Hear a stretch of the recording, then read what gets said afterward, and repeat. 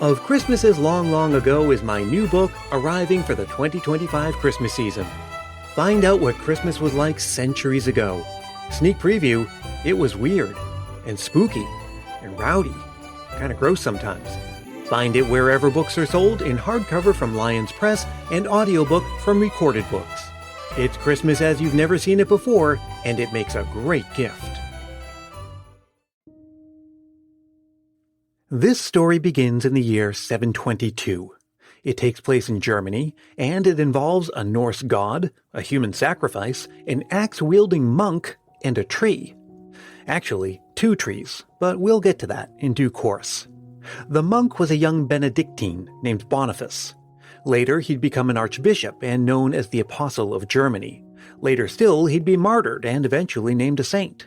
But in 722, he was a missionary, and a leading figure in the Anglo-Saxon mission to the Germanic parts of the Frankish Empire, and he was very effective at evangelizing and converting people to Christianity. And so the story goes that on Christmas Eve, Boniface and his fellow missionaries were approaching a village where the inhabitants practiced a gruesome wintertime ritual. They would gather round an old oak tree that they had named the Thunder Oak in honor of the god Thor, and they would sacrifice a human being, typically a small child, to Thor. Well, Boniface wasn't having any of that, and so he came up with a plan to prevent the ritual from being carried out, destroy the Thunder Oak, and convert the heathens all at once. His fellow missionaries were convinced that he was likelier to get himself killed than carry out the plan successfully, but Boniface was determined. They arrived not a moment too soon. The villagers had already gathered around the tree, the child was laid out for sacrifice, and the executioner was ready to do his dastardly work, and with a stone hammer resembling that of Thor, no less. But Boniface used his staff to block the executioner's blow mid-swing and miraculously break the hammer. Then Boniface grabbed an axe and started chopping away at the Thunder Oak. And according to the poet Henry Van Dyke's 1897 telling of the story, a strong whirling wind passed over the treetops. It gripped the oak by its branches and tore it from its roots. Backward it fell like a ruined tower, groaning and crashing as it split asunder in 4 great pieces. Boniface declared that the wood from the felled oak would be used to erect a chapel honoring St. Peter in that same spot. And then, again according to Henry Van Dyke's telling of things, "And here," said he, as his eyes fell on a young fir tree standing straight and green, with its top pointing towards the stars amid the divided ruins of the fallen oak, "here is the living tree, with no stain of blood upon it, that shall be the sign of your new worship. See how it points to the sky. Let us call it the tree of the Christ child." And so we have the very first Christmas tree, which forever after would be perhaps the one symbol more than any other that visually represents the season and spirit of Christmas. Except, our story doesn't actually begin in 722. It goes back way farther than that. And as you can probably imagine, that story about Boniface, if any of it is actually true, is at best a mixture of fact and legend, leaning heavily toward legend. The Christmas tree is a Christmas tradition of somewhat mysterious origins, certainly of pre-Christian origins, and one that, surprisingly, is still evolving to this very day. I'm Brian Earl. This is Christmas Past. The idea of using some kind of greenery during midwinter festivals predates Christmas and Christianity by a long shot, and there's record of it in many cultures. And that makes it a little difficult to truly find the ancient pedigree of this most prominent of Christmas traditions. Should we trace things as far back as ancient Babylon, or Egypt, or even China, as some have suggested? As we'll see, what eventually becomes our familiar Christmas tree emerged out of a combination of different concepts and beliefs and traditions. So where, or when, should we start things? Well, I'd certainly start with the midwinter solstice. That's Carol Cusack. She's a professor of religious studies at the University of Sydney in Australia. And the world prior to even history, when we're still in what is called prehistory because there aren't any texts, we happen to know that the megalith builders of prehistoric Europe knew when the midsummer and the midwinter solstices were. Put yourself in the shoes of these prehistoric people. Winter conditions are harsh, nothing is growing, and there are more dark hours than light. But if you can pinpoint the solstice... The midwinter solstice is really important because it's part of a drama, the lowest possible point where dark is in the ascendant.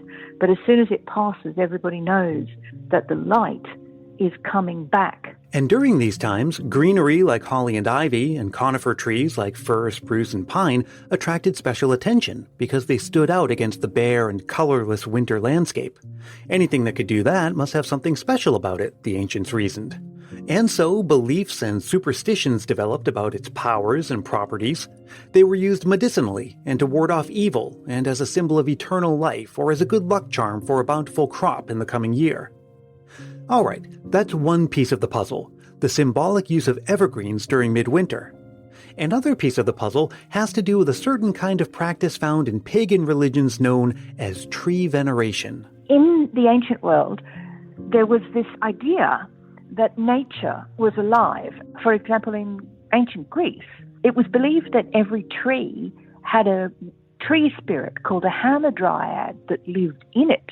Because the tree contained a hamadryad, ancient Greeks, and indeed this was carried on into ancient Rome as well, often performed rituals to apologize to the tree if it was necessary to cut it down in order to build a house or make a ship, because the death of the tree meant the death of the tree nymph, the hamadryad, as well. All right, that's another piece of the puzzle.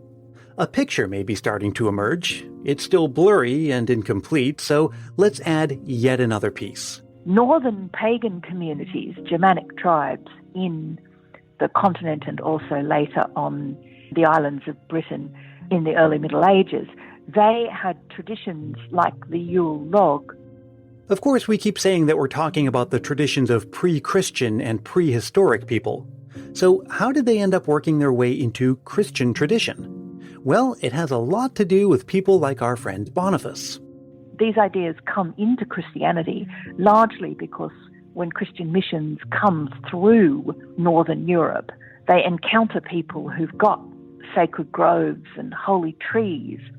And for every grove or tree that a missionary cut down, and we have a lot of different accounts in medieval texts of missionaries destroying these holy trees because they thought of them as pagan, we also know that they didn't manage to fell all of them, and a lot of what we would think of as lower-level superstitions or ideas about nature spirits found their way into medieval Christianity because the people were not literate and the conversion was a kind of top-down affair. From there, we go through a sort of messy middle period. In medieval times, a mystery play known as the Paradise Play recounted the story of the expulsion of Adam and Eve from the Garden of Eden. These plays featured a tree on stage hung with apples and round wafers. Was this an early prototype of our familiar Christmas tree? And what about other examples from the Middle Ages? The idea of ornamenting trees in some way is well known from medieval Catholicism. There were what were called rag trees, where people who could write would write on small pieces of cloth or paper and tie their prayers to the trees. These were normally beside holy wells. And people who couldn't write tied rags onto the trees anyway because they thought that if they put all of their intentions and their strong desire to be healed to the saint or to Mary or whoever the well was dedicated to, then their rag would be just as good as one that had actual writing on it. All of these influences, of course, eventually merge and evolve into the first example of a proper Christmas tree. But exactly when and where did that happen? There are competing claims. I know that there are a few European countries that claim that they've got the first examples of it, but in Northern Europe, some of those examples can definitely be discarded as being unlikely to have been true. People kind of push back traditions in order to have primacy. Estonia, in Tallinn, the capital city, they claim that there was a Christmas tree erected in 1441, and that was in the context of the devotions of a merchant guild that had responsibilities to the city. Now, the thing is that claim is very likely to be untrue. There's also a claim from Latvia that a Christmas tree was erected in 1510. That's closer to what we can kind of really verify through history. However, the emergence of the Christmas tree is commonly thought to correspond to one important historical event. And so the Christmas tree proper doesn't emerge until the Protestant Reformation. The Reformation began in the early 1500s, after which Protestantism spread rapidly across Europe. And there's an important connection between Martin Luther, the seminal figure of the Reformation, and the Christmas tree. One of the objections that Protestants had against Catholics was all of their statues and nativity scenes and pictures of Jesus and Mary and so on. Protestants thought that this was a form of idolatry. So Martin Luther is one of the people who's attributed with using the tree as what he would consider to be a neutral symbol for Christmas. And so, within about 20 years of the start of the Reformation, we have our most convincing claim of the first honest-to-goodness Christmas tree. The main place of origin that has some real weight of historical text behind it is Germany. Now, it's Alsace, which of course is now part of France. There are quite reliable historical records that a Christmas tree was raised in Strasbourg Cathedral in 1539. The tradition grew over the next centuries. Even though the first one was featured in a cathedral, again, they were intended to be neutral. They weren't explicitly holy things. In fact, they'd most commonly be seen in a town's market square. Christmas trees spread slowly across Europe, mostly by German royalty. It came to England in the 18th century with Queen Charlotte, who was a German princess who married George III. But the idea was slow to catch on in England, in large part because the royal family was unpopular. But all of that changed in the next century. Queen Victoria has a lot to do with the popularity issue. She has a Christmas tree in 1848. That's not actually that long ago, like it's exactly the middle of the 19th century. Right around that same time, on this side of the Atlantic, Franklin Pierce was credited with bringing the first Christmas tree to the White House. Somewhere along the way, the tree became the place for gifts, either hung on it or placed under it. Certainly by Queen Victoria and President Pierce's time, it was common practice. Victoria's husband, the German-born Prince Albert, brought the tradition to the family, which was famously illustrated in a popular magazine and shown bearing gifts. The illustration appeared during a time when Christmas was undergoing a massive and rapid change. We have a growth in personal affluence, more buying power for cards, presents and stamps and correspondence. And we have also the growth of Santa Claus as a kind of modern mythology, because he's basically 19th century as well. And even though the idea was catching on in England and America, they couldn't really become commonplace in most homes until they could be produced as a commercial item. They would need to be grown on a large scale and sold affordably, and that didn't start happening until the late 19th and early 20th centuries. The first commercial Christmas tree lot appeared in America in 1901. For a tradition that can trace its roots back to prehistoric times, it's interesting to reflect that the modern-day practice of most Christmas-celebrating homes having a Christmas tree is only a little more than 5 or 6 generations old. And it never stops evolving. Electric Christmas lights came along at the end of the 19th century. Artificial trees emerged in the 20th. Aluminum trees came and went. And in the modern age, colored trees in rainbow stripes and bold solids are all the rage on social media. Potted and replantable trees are gaining traction with the ecologically minded. But according to a 2013 poll from Pew Research Center, the number of people who put up a Christmas tree at all is declining. What's next for the Christmas tree? Time will tell, but whatever you're doing this Christmas, you're helping to write the next chapter in the story of this beloved tradition.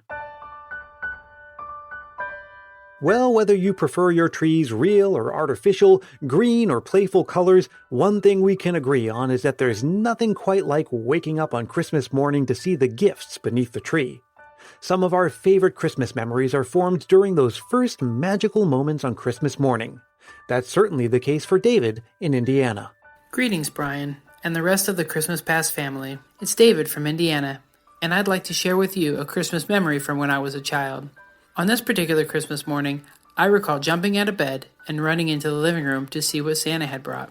In the warm glow of the Christmas tree, I saw presents scattered around the room, and in one corner sat a globe on a wooden pedestal with a simple red bow. Upon closer inspection, I discovered that the globe was done in old-time fashion, with oceans of sepia, land masses of muted colors, an ornate compass rose, and the mountains and other elevations were raised above the surface of the globe. Now this may not sound like much, but I recall asking Santa for something similar earlier in the season and was very excited to have received it. This present, although it did not come with batteries or lights or sounds, did take me on many imaginary journeys around the world for years to come. And I'm very grateful to have this memory to be able to share with you. And to that I say, Merry Christmas to all, and to all a good night. Do you remember your favorite Christmas gift? Why not share that Christmas memory with the rest of the Christmas Past family? Record a voice memo into your phone and send it to christmaspastpodcast@gmail.com. Just keep it reasonably short, clean, and family-friendly, and be sure to say your name and where you're from. There is still plenty of time left in the season to send one. I'll be back again in just a few days with an all-new story from Christmas Past. Until then, let me remind you that Christmas Past is produced in wonderful Willow Glen, California by yours truly, Brian Earl. Many thanks to Carol Cusack, David in Indiana, and to you for listening. Hey, this season is just getting started. Can you believe it's our 7th one? Let's make it the best one yet, and let's do it together as one big Christmas Past family. We can stay connected all throughout the season. Find me on Facebook, Twitter, and Instagram, and join our private Christmas Past Facebook group. And you can drop me a line anytime with a Christmas memory or just to say hi. Again, that address is christmaspastpodcast@gmail.com. I do love to hear from you, and I try my best to respond to every message I get. And if you're really feeling the Christmas spirit, why not help more people discover this show? It's as easy as telling a friend about it or leaving a review on Apple Podcasts. If you do leave a review, I'll send you a Christmas Past sticker, and a handwritten Christmas card is my way of saying thanks. Reach out for details on that. And until we meet again, may your days be merry and bright.